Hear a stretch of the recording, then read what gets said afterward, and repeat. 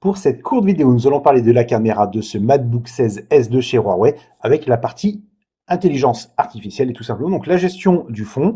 On peut aussi appliquer des effets au niveau du micro pour bien entendu supprimer les nuisances sonores et ça va aussi pour la sortie audio si on a besoin d'atténuer pareillement du bruit qui pourrait se faire entendre ou augmenter les basses par exemple. Alors, on a déjà ouvert l'application. Là, nous sommes vraiment nature, pas de micro, rien du tout. On passe entièrement par la machine et nous allons donc pouvoir commencer avec l'intelligence artificielle pour les fonds. Nous avons 3 fonds par défaut, le salon, la salle de réunion ou le bureau, plus une option floutage qui fonctionne très bien. Alors oui, il y a un tout petit peu de blanc sur les côtés, mais globalement, ça suit bien les mouvements, c'est plutôt sympa. Alors là, oui, je parle vite avec les mains.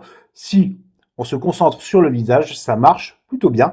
Et bien entendu, on va pouvoir ajouter une image au choix, n'importe quoi, via un petit bouton plus. Ensuite, nous allons couper pour se concentrer sur une autre fonctionnalité qui est le centrage automatique. J'active le centrage. Alors on mettra bien entendu toutes les captures d'écran directement dans le test pour voir comment fonctionne l'application qui est vraiment simple à prendre en main. Donc le centrage automatique, on l'a vu, il y a eu un petit zoom qui a été effectué sur mon visage. Je me déplace et la caméra, selon l'angle bien entendu, il ne faut pas vraiment aller trop loin, mais là on le voit, ça me suit.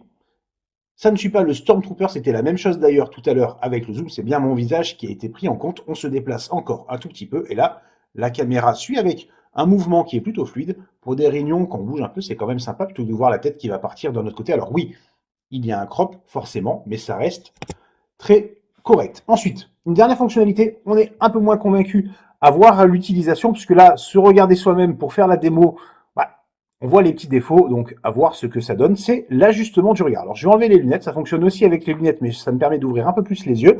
Je vais activer, alors je mets le curseur dessus, j'active la fonctionnalité, et on le voit en fait, l'ajustement du regard permet tout simplement de faire comme si on regardait la caméra plutôt que l'écran, parce qu'il y a un petit décalage, donc ça peut avoir un regard qui va un peu plus vers le bas par exemple, et là les yeux sont un peu plus tournés vers le haut. Alors c'est assez perturbant, on le coupe, on a l'impression en fait que les yeux bougent.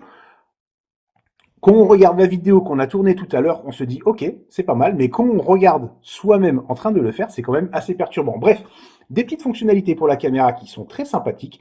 C'est tout pour cette petite démonstration. Je vous souhaite à tous une très bonne journée.